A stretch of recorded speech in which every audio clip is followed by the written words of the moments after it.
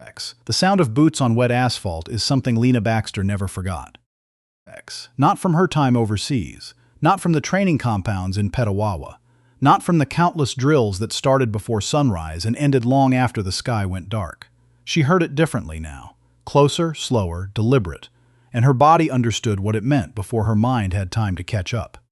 X. But we're getting ahead of ourselves. X. Lena Baxter had been working the closing shift at Mercer's Gas and Grill for 11 months when it happened. It was a Thursday night in late October, the kind of cold that settles into your jaw and doesn't let go, and the Trans-Canada Highway outside Kenora, Ontario was doing what it always does at 1 a.m. Nothing. The pumps were quiet. The parking lot was half gravel, half ice, lit by 2 overhead lights, one of which had been flickering since September. X. She was 41 years old. Though she could pass for 32 on a good day, 37 on a tired one. She was wearing a gray fleece vest with the Mercer's logo on the chest, her hair pulled back in the same way she'd worn it since her first day at CFB Wainwright, back when she was 22 and convinced she was going to spend her whole life proving something. She'd proved it, eventually, just not in the way she'd expected. X. Nobody at Mercer's knew what she'd done before.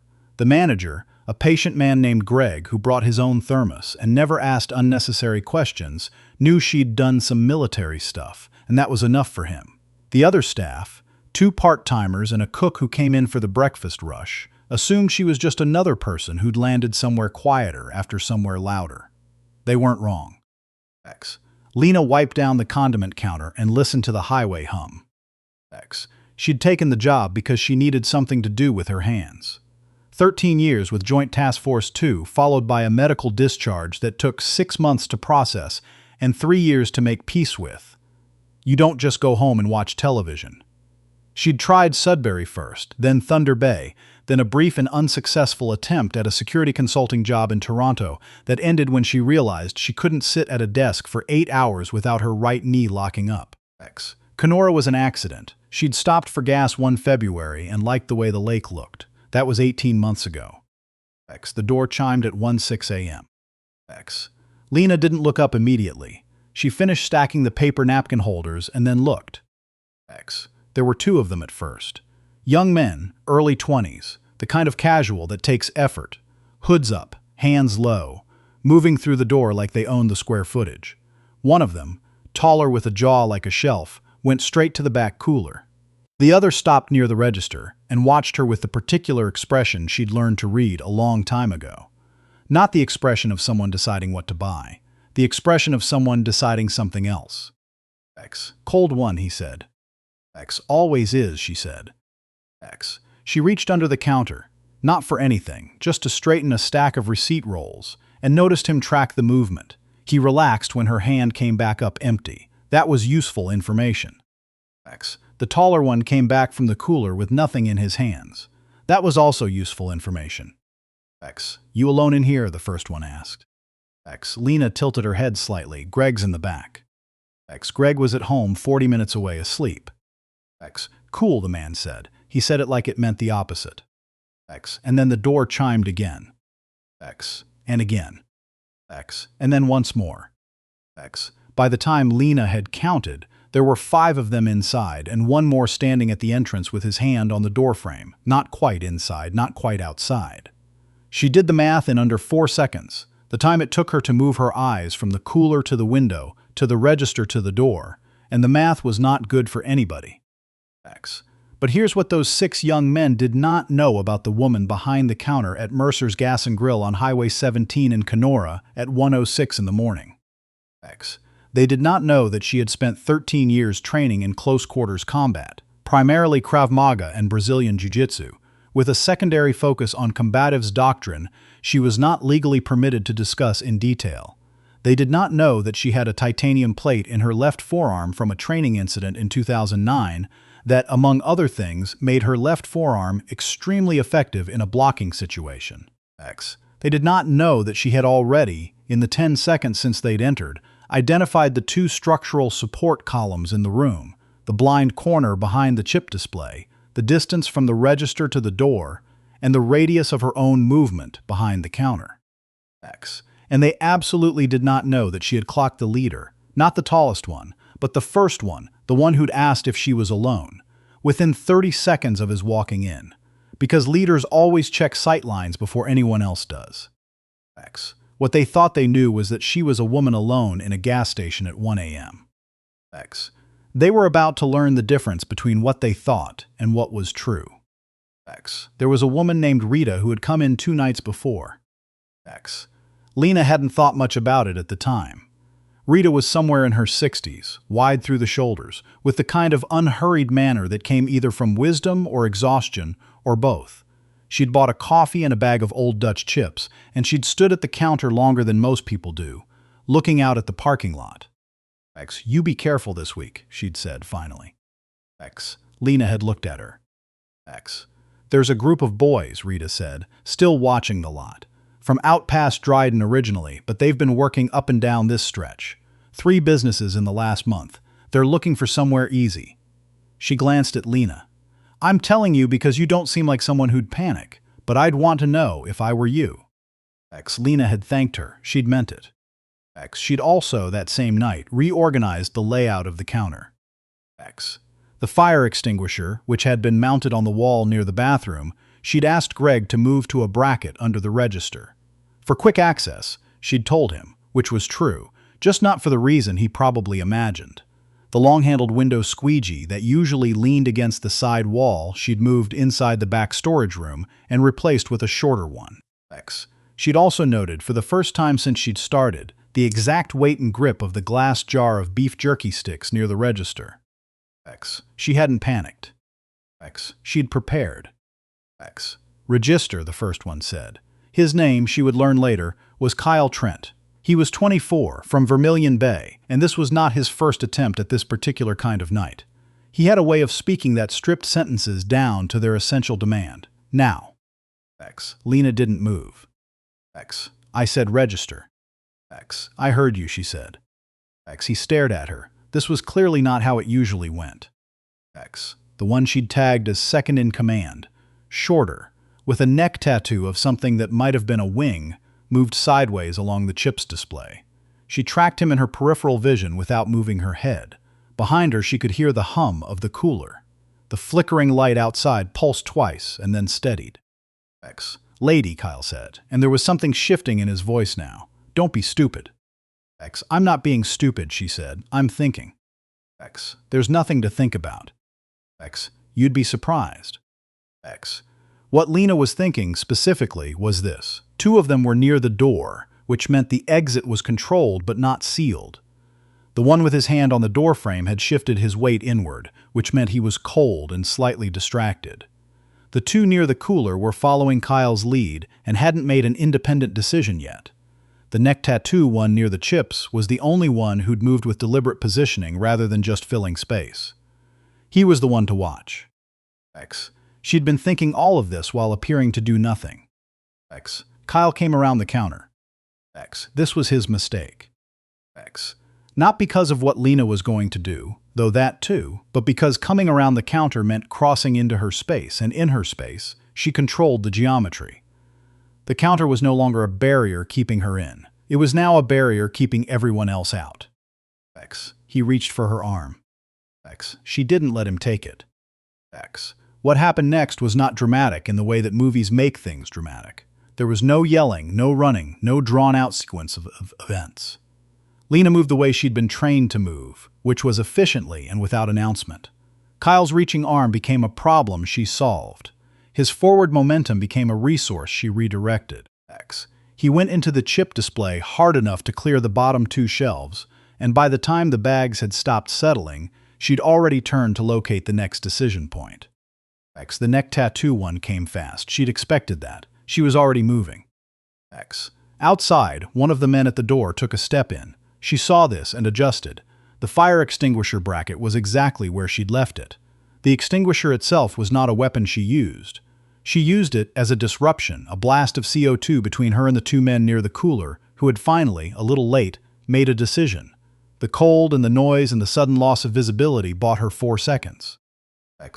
4 seconds is a very long time if you know what to do with it. 2 of the men from the cooler section were on the floor by the time the cloud cleared. One had tripped over the other. The one at the door had stopped moving inward and was now moving outward. The sixth man, who had been hanging back near the newspaper rack and hadn't done anything yet, looked at Lena and then looked at Kyle, who was sitting on the floor surrounded by ketchup chips, and then opened the door and left without a word. Kyle started to get up. Don't, Lena said. He looked at her face and made the correct assessment. He didn't. The OPP arrived 22 minutes later. Lena had already called them from behind the counter while keeping one eye on the four who remained. The two on the floor near the cooler had not moved significantly. Kyle Trent sat against the chip display with his hands resting on his knees. The neck-tattoo one, whose name turned out to be Brandon Gill, sat near the bathrooms and stared at the floor with the expression of someone revising his recent life choices. The officer who came in first was young, with the look of someone who'd responded to a lot of late-night calls on this stretch of highway and was accustomed to a particular kind of scene. He was not accustomed to this one. He looked at the four men. He looked at the CO2 residue near the cooler. He looked at the chips on the floor. He looked at Lena. You all right? He said. Fine, she said. These four? Uninjured, she said, mostly. He looked around again slowly. You do this yourself? Lena set the receiver down. I work nights, she said.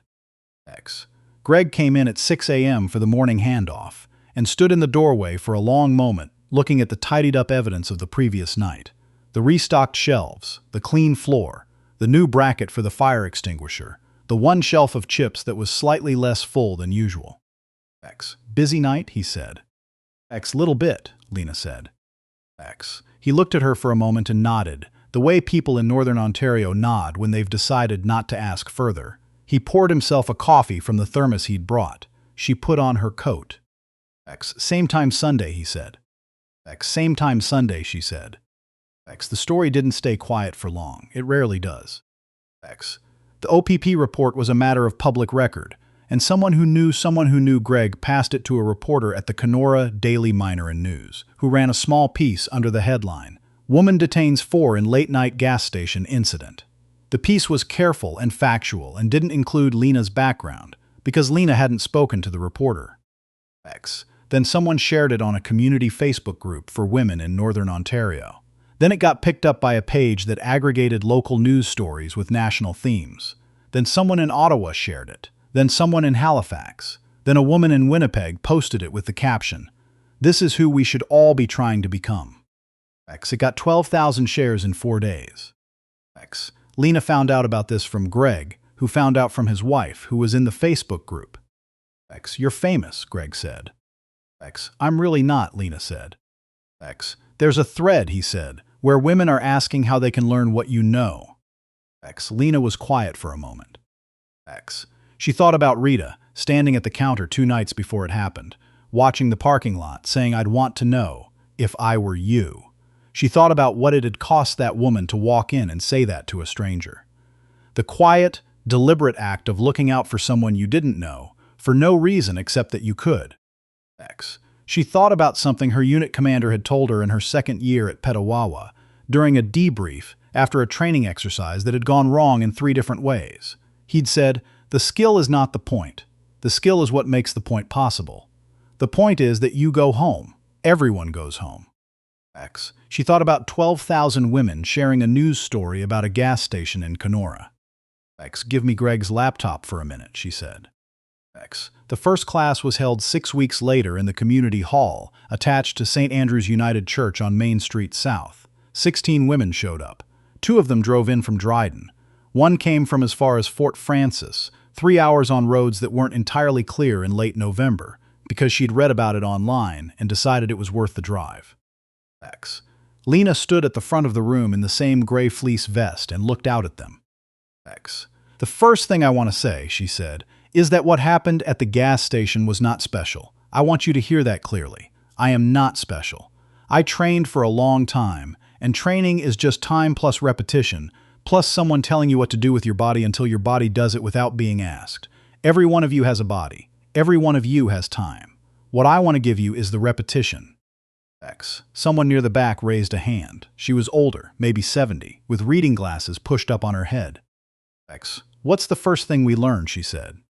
X. Lena looked at her. X. The first thing, Lena said, is not how to hit.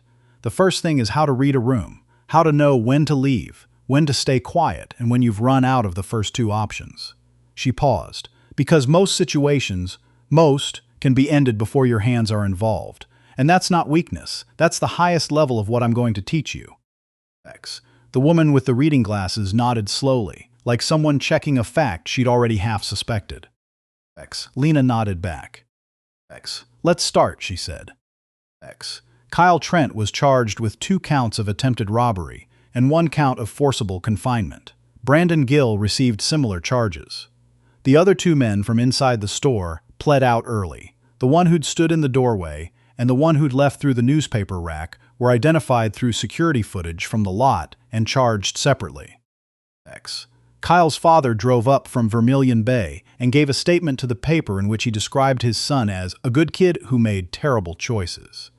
The OPP officer who'd been first on the scene said, in the same article, that the incident was under full investigation and that the department was grateful nobody had been seriously hurt. X. He didn't specify who he meant by nobody. X. By the following spring, the class Lena had started at St. Andrews had a wait list.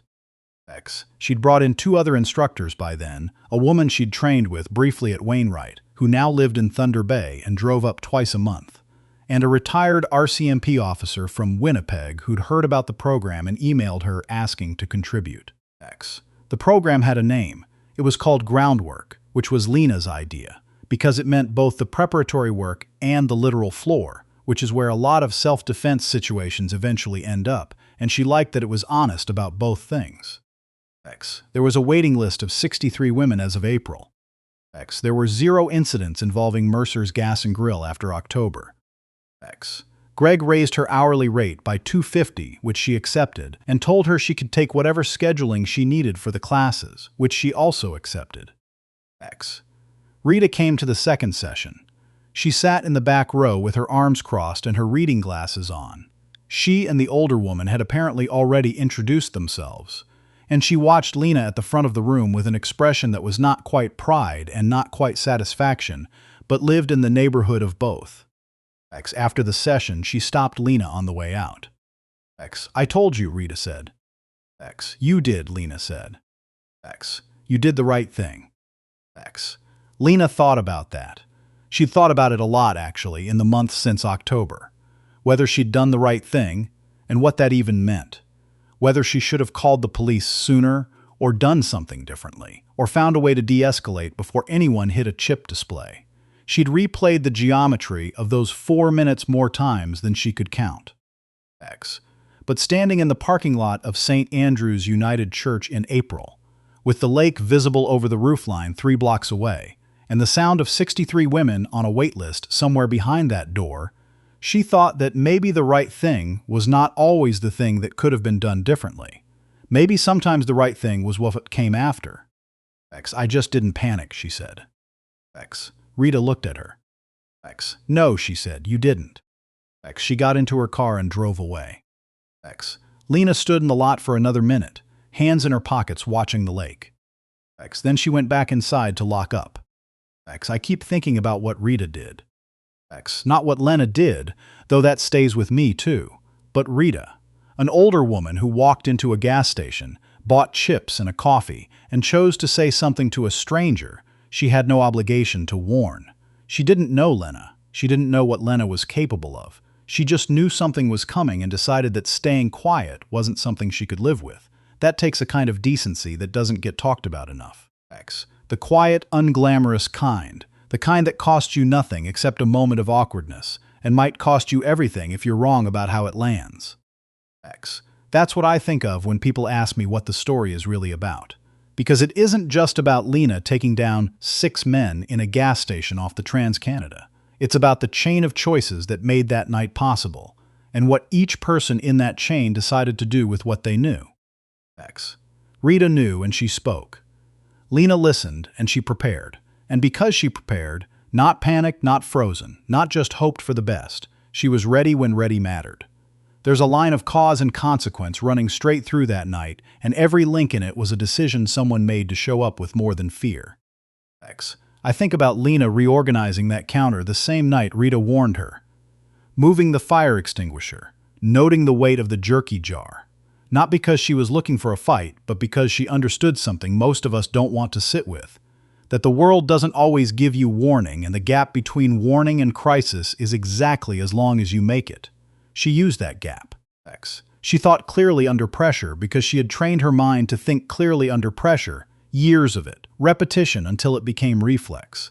That's not luck. That's a kind of intelligence that lives in the body, built slowly, on purpose. And then there's what she did after. She could have let it be a story people told about her, something that happened once on a Thursday night that she'd rather forget. Instead, she walked into a church hall in November and stood in front of 16 women and said, "I am not special." That might be the most honest thing anyone said in this entire story, because what she was really saying was, this is learnable. You can build this. The gap between where you are and where I am is not talent, it's time and repetition and someone willing to tell you what to do with your body until it knows on its own.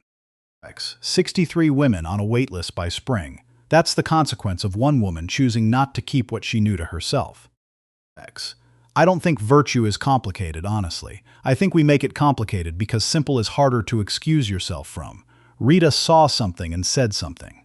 Lena knew something and shared it. The through line is just people deciding that what they had, knowledge, skill, a moment of courage on a cold night, was not theirs alone to keep. That's the whole thing, really. You take what you've been given, the training, the hard years, the lessons that cost you something, and at some point you have to decide whether it stops with you. Lena decided it didn't, and 63 women drove through November to say they were glad she did.